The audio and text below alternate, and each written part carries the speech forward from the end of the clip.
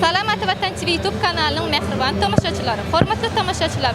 Inha bugun İran İslam Respublikasının ve Türkmenistan'ın bilelikde gurnamagyna Fiyahatçılık Festivalining açılışı dawarasy geçirilýär. Biz hem bu çäre öv dördüjülük toparymyz bolup gatnaşmagyna geldik. Mehriban tamaşaçılar, bu yerden gyzykly video şekiller size ýetirer.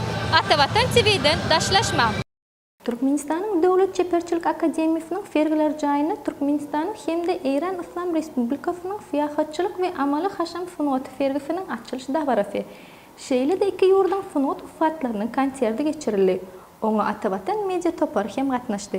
Dawaranyň başynda Türkmenistan'ın Medeniýet Ministrliginiň Fiyahatçılık müdüriniň başlygynyň ornwasary Gulşat Bakyýewa, İran İslam Respublikasynyň Türkmenistan'daky elçisiniň ornwasary Mahmud Sadegi, Türkmenistan'ın Fenagatçılar ve Telekeçiler Birleşmesinin awasy, Awada Fiyahatçılık Kerhanasının Fiyahatçılık bölümünün başlygy Silapberdi Ataýew, şeýle-de İran İslam Respublikasynyň IT Fiyahatçılık Kerhanasının baş müdiri Ali Daşty çykyş etdiler. Dawara Türkmenistan'daky daşar ýurtlaryň diplomatik wekilhanalarynyň ýolbaşçylary we köp sanly mehmanlar gatnaşdy.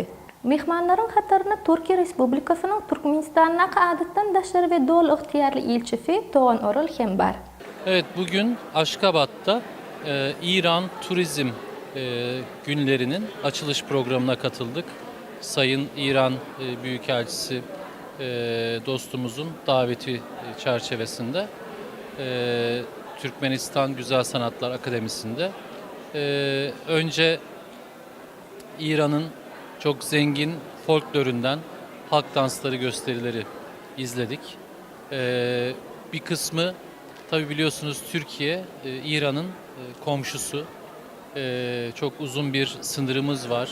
İran'a komşu olan bölgelerdeki kültürle İranlı komşularımızın, dostlarımızın kültürel zenginlikleri birbirlerine benzeşiyorlar. O danslarda bizim de o yakın bölgelerdeki çeşitli ögelerin benzerlerini gördüm. Çok keyifliydi. Bilahare çok güzel bir sergi açılmış. İran'ın yine zengin, derin, o binlerce yıla dayanan kültürünün çok güzel örneklerini görme şansı bulduk.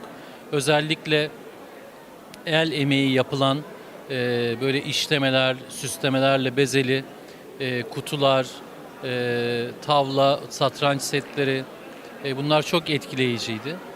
Daha sonra da yine İran'ın zengin ve lezzetli mutfağının çok güzel örneklerinden tatma fırsatı bulduk.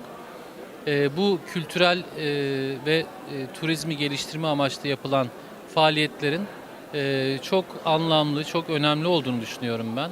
Özellikle bu dost ve komşu ülkeler arasında halkları birbirine daha çok yakınlaştıracak, karşılıkları ziyaretleri teşvik edecek, bunları kolaylaştıracak bu tarz faaliyetleri komşu ülkelerin, komşu halkların birbirini tanıması ve birbirlerini ziyaret etmeye motive edilmesi bakımından önemli olduğunu düşünüyorum. Tabii bizlere düşen de bürokratlar olarak bu karşılıklı ziyaretleri kolaylaştıracak imkanları, ulaşım imkanlarını, seyahat imkanlarını, işte vize almayla ilgili prosedürleri kolaylaştırmak gibi bunların da bize ödev olarak düştüğünü ben düşünüyorum.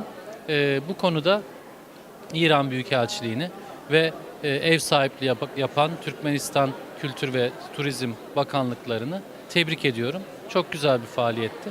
Sizlere de teşekkür ediyorum bunun tanıtımına katkı sağladığınız için. Çok sağ ol. Çıkış edenler iki ýurdun arasynda fiyahatçılık buğdağını ösdürmek uğruna alınıp barlayan işler barada bellidiler. Şeýle-de ýurtlaryň çäginde yerleşen tarihi ýadygarlyklaryň, odan täfin ýerleriň bardygyny noktadylar. Häzirki wagtda fiyahatçılık buğdağı bütün dünýäde möhüm buğdaklaryň biri hasaplanýar. Fiyahatçılık buğdağı ösüş guraly hökmünde döwletler bilen halklaryň, esasan hem İran bilen Türkmenistan ýaly meden umumylyk bolan ýurtlaryň arasynda hyzmatdaşlykda we ara gatnaşykda aýratyn orny eýleýär diýip İran İslam Respublikasynyň Türkmenistandaky elçisiniň ornwasary Mahmud Sadegi çykyşynda belläp geçdi.